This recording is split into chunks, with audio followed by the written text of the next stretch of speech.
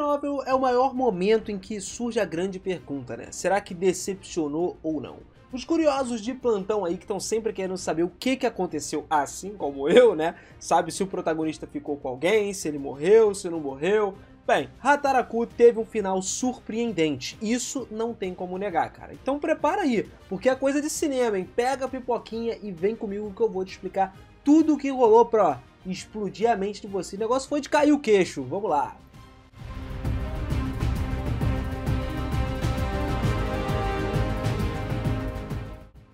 Fala, seus otakus, beleza? Eu sou o Miras e sejam muito bem-vindos a mais um vídeo aqui do canal. Galera, a segunda temporada do anime demorou quase 10 anos pra chegar pra gente. Essa espera foi gigantesca, mas sendo sincero com vocês, eu não imagino nem tão cedo chegar nesse final da história. Apesar de ter bastante coisa já acontecendo nessa segunda temporada pra gente aí, cara, ela não vai chegar no volume 21 assim, voando, sacou? Sabendo agora que a história teve seu ultimato, acabou de vez, já dá pra gente, pô, cair dentro disso aqui com vocês. Então se você vai curtir esse vídeo, curte essa história, esse anime, se é fã e esperou esses 9 anos aí, pô, pra lançamento dessa segunda temporada, capricha no likezão pra ajudar a gente a trazer mais pessoas aqui pro canal e levar esse vídeo pra muito mais gente também, pra eles começarem a entender o finalzinho. Então vamos que vamos, tamo junto sempre, hein? Valeu! O Rei Demônio e o resto do grupo dele se lançaram na Fortaleza Demoníaca e também encerraram o conflito entre os humanos e Ente Isla. O que restava apenas começar era a derrota do Deus do Céu. Mesmo assim, tinha algo que precisava ser feito antes de toda essa batalha. A batalha contra os deuses pode de fato ter sido bem sucedida, mas as coisas foram acontecendo de uma forma tão doida depois disso que surpreendeu muita gente, inclusive. Voltando basicamente para o que aconteceu na vida no Japão dele, uma semana depois de terem invadido o céu, a Amy estava visitando o quarto da Shiro, né? E deu a ela algumas circunstâncias que não exatamente eram triunfantes por trás de toda a conclusão do ataque que eles fizeram ao reino dos deuses, né? Basicamente era uma visão comum de tudo que aconteceu lá, né? Mas que se tornou uma história ainda mais fantástica e única para Shiro. Alciel não matou nenhum do regimento celestial. Em termos de baixas, as nações de Ente Isla sofreram muito mais nas escaramuças esporádicas que tiveram lá do continente central, que ocorreram durante essa cruzada. O objetivo original de Ignora era fazer a árvore de Sephiroth reconhecer os anjos como a primeira espécie da humanidade, que pertencia a Ente Isla. Isso permitiria que eles ficassem acima dos nativos e também que eles criassem um mundo perfeito para as suas espécies, que eram intituladas perfeitas, né? Foi por isso que ele projetou todos os milagres e mitologias que formavam a pedra angular da igreja. E Usa mencionou algo assim quando estavam falando praticamente sobre os fragmentos aí de Yesod. O que Layla criou para competir contra Ignora foram lendas sobre espadas sagradas. Era basicamente um folclore relacionado a fragmentos de Yesod e também como usar esses fragmentos. Ela esperava que essa religião estabelecida por Ignora ganhasse uma posição firme na sociedade. E então, como essa força oposta mais fraca, ela habilmente passou alguns séculos espalhando a palavra sobre as espadas sagradas. Isso era o conceito de Ignora de fato. Os céus e os anjos sendo uma raça diferente da humanidade. Obviamente que levou a algumas diferentes seitas religiosas, e a diferença das pessoas de Ente Isla era por causa dos anjos, que basicamente humanos e anjos eram de maneiras diferentes. Essa era o que parece ser uma das principais razões pela quais os anjos não foram reconhecidos como espécie principal, tá ligado? Pela própria Sephira. Então, até aquele momento, não tinha como mudar a história. Isso era pelo menos o que Kopihara disse, pelo menos. Não dava para o Sadão verificar até que ponto isso era verdade. Suzuna, então, não parecia muito confiante sobre isso quando falava ocasionalmente. O planeta natal deles foi atingido por uma doença genocida sobre o qual eles não podiam fazer mais nada. Eles escaparam antes que a espécie fosse totalmente exterminada, então dá pra gente presumir que não tinha mais ninguém por lá restante nesse universo. E quando Kael e Saiken começaram a se opor à sua pesquisa sobre imortalidade, esse foi de fato o golpe decisivo que levou a uma situação atual de Ignora. Foi uma negação de ideia de ajuda do sobrenatural, que era algo que se esperava, uma negação de Deus essencialmente lá no mundo. A escritura fala sobre todas as lendas de várias figuras e planos superiores que já poderiam ter existido, mas nunca sobre alguém que liderava eles, ou seja, um ser supremo não existia. Isso que nos antigos teólogos e clérigos teorizavam a existência de um grande Deus governante, que governava todo o mundo dos céus, né? Então a ideia permaneceu lá na igreja. Isso também foi algo que Ignora até antecipou. Deus, nessa religião, não era uma pessoa, e Ignora já tinha passado pelo trauma e sido julgado por bloquear toda a evolução natural de uma raça humana.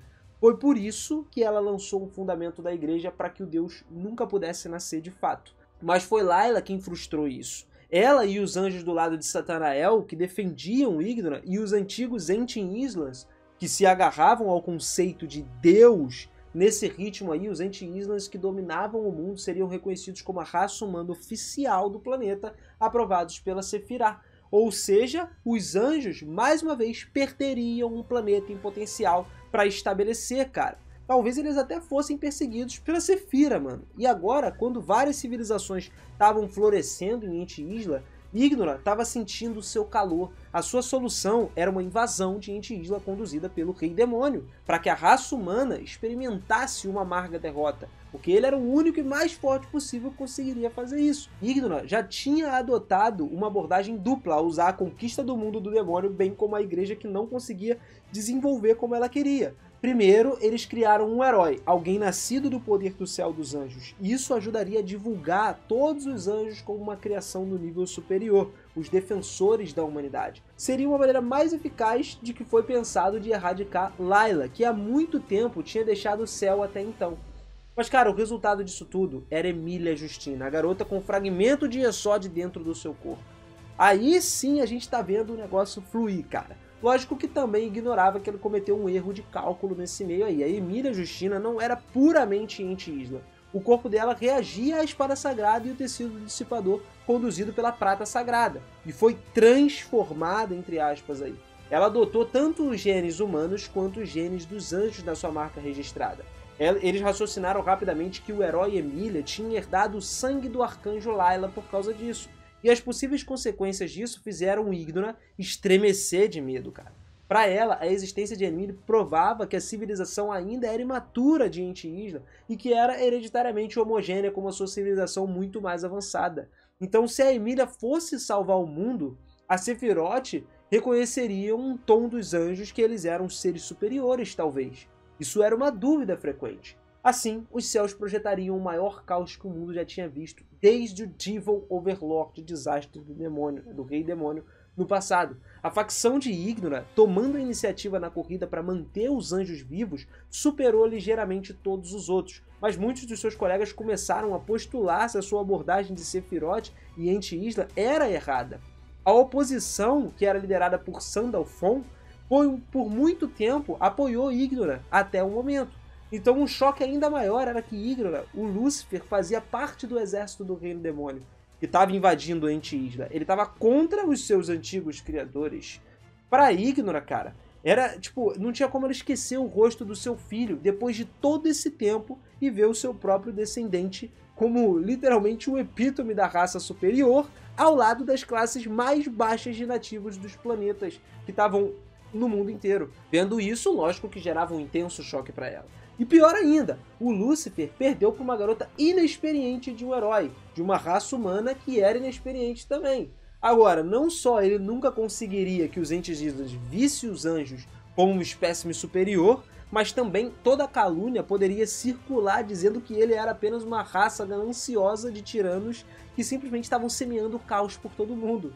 Então, através de um antigo contato com a Emilia chamado Oba, a gente ignora secretamente que ele recuperou o Lúcifer. Ela raciocinou que um dos 6 arcebispos, os mais altos escalões da igreja que seguiam os anjos, seria muito mais fácil de administrar. Mas, mais uma vez, aí as suas esperanças foram por água abaixo. Oba era o tipo de homem que tinha sérias dúvidas sobre a existência de qualquer deus também. E, lógico que ele questionou a existência da Emilia e a verdade por trás da espada sagrada e da armadura do dissipador. E enquanto ele não confidenciou Emeralda, ele tinha uma conexão direta do céu. E isso, sem dúvida, foi o que levou ele ao limite. Então o herói Emilia despachou o exército do Rei Demônio a uma velocidade vertiginosa, tá ligado? Mas então ele deixou o seu líder escapar antes que desaparecesse em algum outro mundo.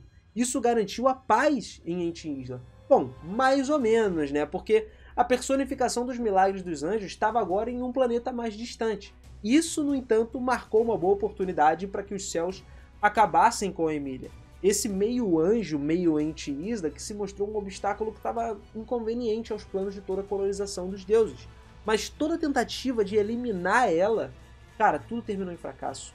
Qual a razão? A herói Emilia e o Rei Demônio se instalaram na sociedade dessa terra do Japão e aprenderam a trabalhar juntos, a trabalhar em público e em particular. Se o herói e o Rei Demônio chegassem a um acordo significativo, isso seria, de fato, trazer a paz para o desenvolvimento para o povo de Ente Isla. E isso poderia, de fato, influenciar o julgamento de Sephiroth. O sequestro de Alciel e Efazarran e também o assassinato do arcebispo de Roberto desencadearam uma cruzada que foram ambas as tentativas preliminares de fazer o dos anjos a raça aprovada de fato. Eles realmente estavam tentando reencenar e moldar o que a igreja estava recebendo de proteção angelical para derrotar o exército do Rei Demônio e salvar toda a humanidade.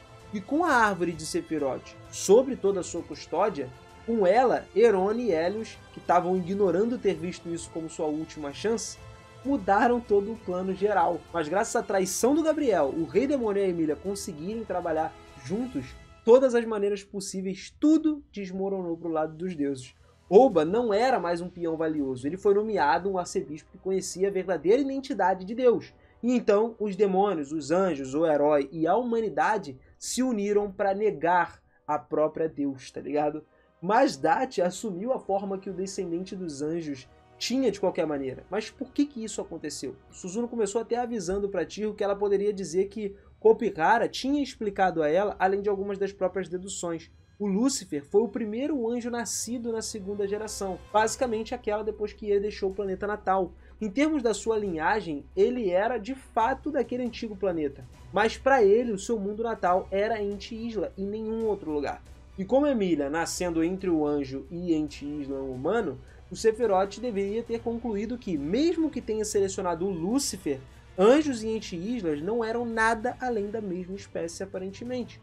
Então os anjos perderam toda a sua superioridade, e aí o Camael perdeu todo o seu poder. No final das contas, Ente Isla Sephiroth deve ter olhado para um futuro e descoberto que enquanto a humanidade continuasse se desenvolvendo, os anjos perderiam todos os seus poderes milagrosos ao longo do tempo. E depois de essencialmente perder para o Maou, para o Rei Demônio, e inclusive ver o seu poder sendo drenado, o Camael foi levado por seu regime para a terra natal de Malebrachos, nos reinos demoníacos. Ali, ela ficariam os vestígios de um certo alguém importante para ele. Alguém que levou a desprezar Satanael e também se perder no processo.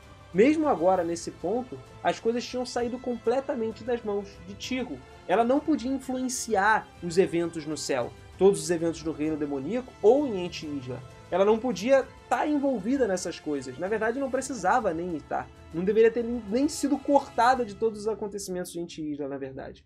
Era verdade que alguns clamavam por todos os seus talentos incomuns, mas todos haviam desistido de que ela viesse morar lá como Chihiro Sasaki, uma garota que veio de um outro planeta.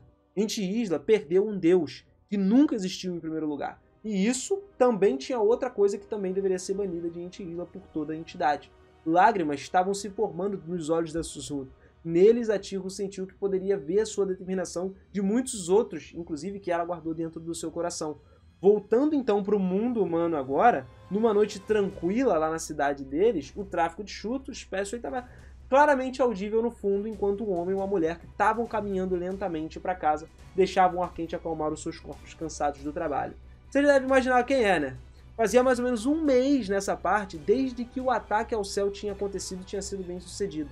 A maioria das decisões problemáticas tinha sido tomada. E com todas essas outras questões diversas deixadas para outras pessoas, Maou e a Amy agora estavam voltando à sua rotina normal. Eles estavam discutindo então todos os eventos do dia a dia, assim como depois de qualquer outro turno de trabalho, rindo, até que então caminhavam em direção à casa que eles compartilhavam, onde morava todo mundo esse tempo todo. Eles eram o Rei Demônio e o Herói, cara. Duas pessoas que, uma vez tiveram uma guerra gigantesca pelo destino de um mundo inteiro. Passava um pouco da meia-noite nesse horário e o céu estava meio nublado aí, né? Já escurecendo. E agora, várias nuvens espessas começaram a cobrir a lua, as estrelas, tornando as coisas mais escuras. Maou empurrou a bicicleta enquanto o Herói estava carregando uma grande bolsa no ombro. No meio do caminho, eles avistaram um cruzamento do deserto ali. O letreiro de neon do restaurante italiano que estava do lado estava desligado e as luzes da rua também Que o semáforo, por exemplo, era a única coisa que iluminava. E, cara, justamente deu aquela cena exatamente do mesmo lugar que eles se encontraram lá no início do anime. Quem diria, né, cara, rever essa cena aí, quando o Sadao foi pego, mano, de surpresa pela Amy com uma faca na mão, cara. Só que nesse momento a Amy sorriu um pouco e disse que tudo ia acabar ali. Então o Mao teve que desviar, evitar a lâmina repentina, o balanço da espada, de fato por pura sorte, cara. Eles conversando no meio do caminho, como sempre, pá, de boa, e ela puxou a espada sagrada de luz no meio dessa conversa. O Mao ficou atordoado, não estava entendendo, o Sadao não sabia o que estava rolando. Galera, tudo terminou num lugar onde ninguém deveria ter saído, né? Mas ainda assim, algo estava acontecendo em Anti-Isla. Não estava todo mundo normal. O Mao imediatamente soube e entendeu o que ela queria dizer, que na verdade faltava matar o Rei Demônio. Pois é, da última vez, o Sadao fugiu para esse outro mundo, só que dessa vez ainda tinha um lugar no céu pro povo de Anti-Isla que eles ainda tinham um símbolo de medo destacado lá. E ainda simplesmente pensava que o Rei Demônio poderia estar vivo em algum lugar. Por isso ele precisava ser eliminado e ser libertado dessa bagagem que estava carregando. O Mao então colocou uma barreira e dessa forma, se alguém passasse por ali, eles não ficariam irritados com a lâmina da Amy do nada, né? Assustados nem nada. E também, o pequeno mundo criado pela barreira tinha o tempo congelado para todos, exceto para ele, o Rei Demônio, né? E para a própria Amy, que estavam dançando agora numa batalha épica ali. Logicamente que, na verdade, o nosso querido Prota estava desviando bastante da espada da Amy, porque, cara, a espada sagrada do herói era absurda. Ela foi fundida com a Sephiroth e Exode, empunhando uma espada como se, tipo, não tivesse como enfrentar antes numa batalha, tá ligado? Inclusive, o próprio Mao nunca tinha lutado contra nada assim. O que ele tinha era apenas a força demoníaca dele do seu próprio corpo. A diferença de poder entre os dois nesse momento era claro, cara. Um trabalho dos pés divino, então. A heroína, né, parou atrás do Rei Demônio com um fio da sua espada encostado nas costas dele. Só que do nada a Tycho apareceu e diante da Tycho o Mao tava lá de joelhos com a cabeça encostada no chão. Vastas nuvens de neblina escura começaram a vazar do corpo dele, dissipando-se rapidamente no ar. Atrás do Mao, que tinha caído e estava imóvel, a Amy dissipou a sua espada e soltou um suspiro profundo. Ou seja, foi revelado para Tycho que mesmo que ela derrotasse o Deus, mesmo que salvasse o mundo, isso ainda não ia acalmar todas as almas dos assassinados. A batalha do Rei Demônio agora tinha terminado de fato. A barreira desapareceu, as nuvens se espalharam no céu acima do herói, e aí o nosso querido Rei Demônio se foi. Mas galera, você tá achando que ele morreu? Calma aí, pô. Não se precipite. Na verdade, o Rei Demônio interior dele foi morto. O Mao não morreu, cara. Ele tava lá, atravessado pela espada sagrada da luz, e se levantou como se nada tivesse acontecido. Mas realmente era como se nada tivesse acontecido para ele. A Tycho percebeu instantaneamente que a névoa escura do corpo dele é que era a força demoníaca, aquilo que estava sendo dissipado quando ela chegou lá. Então, perdendo aquela força, a espada sagrada era a mesma que tinha se usado em Kamael na guerra, que a própria Amy tinha comentado com a Shiro. Então, cara, era apenas resolver uma questão dos Anti-Islas, que ia simplesmente tornar tudo muito mais fácil. Essa foi a preocupação final da reunião da cúpula. Para eles, o herói Emilia era um ser humano. Apesar de todas as suas habilidades sobrenaturais e armas táticas, eles a reconheciam como uma humana, que poderia com certeza ser racionalizada. E por isso que eles permitiram que ela viesse para esse mundo do Japão. E cara, esse não foi o caso do Rei Demônio. Ao contrário de Alciel, como um histórico comprovado de administrar coisas em F-Zahran, o membro do Kume, que era o Mao, ainda era um símbolo de medo. Alguém que poderia mostrar suas presas para o mundo a qualquer momento. Muitos foram aqueles que olharam para esse medo com puro ódio e malícia. E esses sentimentos se tornaram a força demoníaca dele. Se a gente quer que o demônio seja eliminado para resolver as coisas com os humanos em Anti-Isla, teria que ser feito algo mais rápido possível. Isso não era uma força necessária para eles. Então, ela tinha que se vingar de todos os crimes que o Rei Demônio cometeu. Baseando no que a senhora Shiba Manai encontraram sobre a imortalidade, Kaiel e Sikiena criaram algo que existe a mais no corpo celestial de Kamael. Então todo mundo sabe que se o Devil King Satan perdesse as suas forças demoníacas, ele acabaria se tornando um humano. E essa era a punição dada ao Rei Demônio, porque ele tentou conquistar o mundo. Normalmente ele poderia ter vivido por séculos, né, cara? Vivendo aí tranquilamente, sendo transformado em demônio, vendo o futuro dos demônios sendo mudado, o futuro distante. Só que agora as coisas mudaram. Agora ele se tornou um humano e não vai viver mais do que 100 anos. Se duvidar, nem 100 anos ele vive, né? Mas o que surpreendeu nessa parte negativamente muita gente, no final, foi que o Mao ficou com a Chico, né? Com um final, uma cena bonitona, que rolou um beijo entre os dois e tal. Já dava até pra imaginar que ele ficaria com ela, porque, pô, ele conheceu os pais dela antes de ir pra Batalha do Céu e também por tudo que ela passou, pela batalha, né? Desde o início da história a gente sabe que ela é apaixonada por ele. Então foi algo surreal da gente ver, que muita gente ficou chateada, porque eu particularmente não achei ruim. No entanto, achei que ia rolar uma M aí, o nosso querido Sadao no final das contas, mas acontece, né? Fazer o quê? Acabou que não rolou. Mas e você? Me conta aí, curtiu esse final ou não curtiu? Achou que poderia ter alguma coisinha diferente? Agora, uma coisa que eu sei é que isso te surpreendeu. Seja de forma negativa ou positiva, mas tu ficou surpreso. Então conta pra gente aí nos comentários o que você achou desse final. Se foi hype, se não foi, se você gostaria de ver isso animado em outras temporadas. Comenta aí o que você achou e não esquece de garantir aquele likezão pra gente e se inscrever aqui no canal, cara. Se inscreve aí agora e ativa o sininho pra você não perder mais nenhum vídeo como esse aqui. Afinal, eu sei que você tá nesse vídeo e é louco pra ver final de histórias aí, né? Principalmente quando não são contadas no anime ainda. E eu tô aqui pra trazer isso pra vocês. Então, tamo junto sempre, galera. Forte abraço, até a próxima. Valeu!